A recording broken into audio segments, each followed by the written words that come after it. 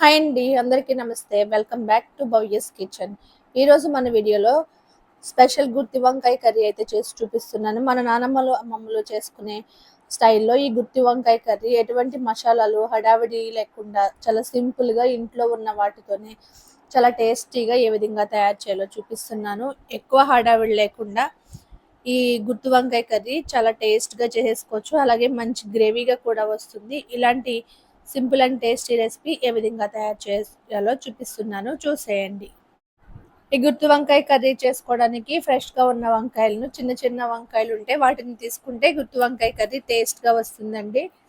ఈ గుత్తి వంకాయ కర్రీ చేసుకోవడానికి ముందుగా మసాలాను ప్రిపేర్ చేసుకోవాలి. మసాలా చేసుకోవడానికి మన ఇంట్లో ఉన్న వాటితోనే ఒక మిక్సీ జార్ తీసుకుని అందులోకి 2 టేబుల్ స్పూన్స్ ధనియాలు, 1 టేబుల్ స్పూన్ జీలకర్ర, 4 లవంగాలు, 2 ఇలాచీలు, 1 టేబుల్ స్పూన్ గసగసాలు వేసుకొని మెత్తగా గ్రైండ్ చేసుకోవాలి. ఇలా గ్రైండ్ చేసుకున్న మసాలాల్లోకి ఒక ఎల్లుల్లిపాయ రెబ్బలుగా తీసుకుని వేసుకోవాలి. అలాగే 2 ఇంచుల అల్లం ముక్కను కూడా వేసుకుని ఒకసారి మెత్తగా గ్రైండ్ చేసుకున్నాక దాంట్లోకి 4 మీడియం సైజ్ ఉల్లిపాయలను కట్ చేసుకుని వాటిని కూడా వేసుకుని మెత్తటి పేస్ట్ లాగా తయారు చేసుకోవాలి. ఇలా మసాలా పేస్ట్ అంతా తయారు చేసుకుంటే అప్పటికప్పుడు వంకాయ కూర చాలా టేస్ట్గా వస్తుందండి. ఈ విధంగా తయారు చేసుకుని పక్కన పెట్టుకోవాలి. ఇప్పుడు మనం తీసుకున్న వంకాయల్ని ఈ విధంగా గుత్తులుగా కట్ చేసుకుని కొద్దిగా వాటర్లో సాల్ట్ వేసి వంకాయల్ని నీటిలో ఉంచుకోవాలి. మనం కూర తయారు చేసుకునే ముందే వంకాయలను కట్ చేసుకోవాలండి.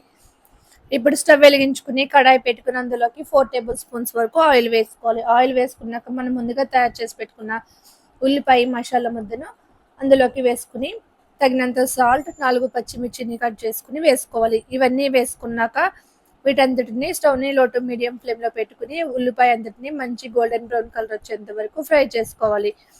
ఆనియన్ ఎంత బాగా ఫ్రై చేస్తే ఈ వంకాయ కర్రీ అంత టేస్ట్గా వస్తుందండి. ఇలా మొత్తం అంతా ఆయిల్ పైకి తేరేంత వరకు ఫ్రై చేసుకోవాలి. మధ్య మధ్యలో కలుపుకుంటూ అడుగంటిపోకుండా ఉండే విధంగా ఫ్రై చేసుకోవాలి. ఇలా ఫ్రై చేసుకున్నాక ఇందులోకి మనం ముందుగా కట్ చేసి పెట్టి ఉంచుకున్న వంకాయలను వేసుకోవాలి.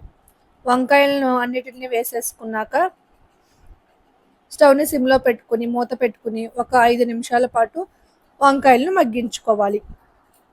మూత పెట్టుకుని మగ్గించుకుంటే వంకాయలు త్వరగా ఉడికిపోతాయండి. ఈ విధంగా మగ్గించుకున్నాక ఒకసారి మూత తీసుకుని బాగా కలుపుకుని ఇందులో వేసుకున్న ఆనియన్ పేస్ట్, వంకాయలు బాగా మగ్గిపోయాక ఒకసారి మూత తీసుకుని 1/2 టీ స్పూన్ పసుపు, 2 టేబుల్ స్పూన్స్ కారం వేసుకుని మరొక నిమిషం పాటు ఫ్రై చేసుకోవాలి. కారం పచ్చివాసన పోయేంత వరకు ఫ్రై చేసుకున్నాక ఒక 1/2 లీటర్ వరకు వాటర్ వేసుకోవాలి. వాటర్ అంతా ఇంత కాదనండి, వంకాయలు ములిగేంత వరకు వేసుకుంటే సరిపోతుంది. కొద్దిగా కొత్తిమీర కూడా వేసుకుని స్టవ్ని సిమ్లో పెట్టుకుని 10 to 15 మినిట్స్ దగ్గరికి అయ్యేంత వరకు గ్రేవీ అంతా మంచిగా ఉడికేంత వరకు ఉడికించుకోవాలి. 15 మినిట్స్ తర్వాత ఒక్కసారి మూత తీసుకుని గ్రేవీ అంతా దగ్గరికి అయిపోయిందో లేదో చెక్ చేసుకున్నాక ఇందులోకి స్పెషల్గా మన నానమ్మలు అమ్మమ్మలు ఈ వంకాయ కూర చేసేటప్పుడు ఇలా వెన్న వేసి చేసేవారంటండి. మన ఇంట్లో ఫ్రెష్గా దొరికే వెన్న వేసుకుంటే వంకాయ కూర మరింత టేస్ట్గా ఉంటుంది.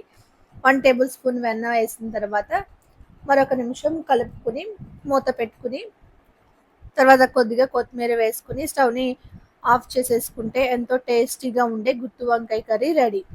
ఈ విధంగా వంకాయ కూర ఒకసారి చేసి చూడండి. మీరు వంకాయ కర్రీ ఎప్పుడు చేసినా ఈ విధంగా చేస్తారు.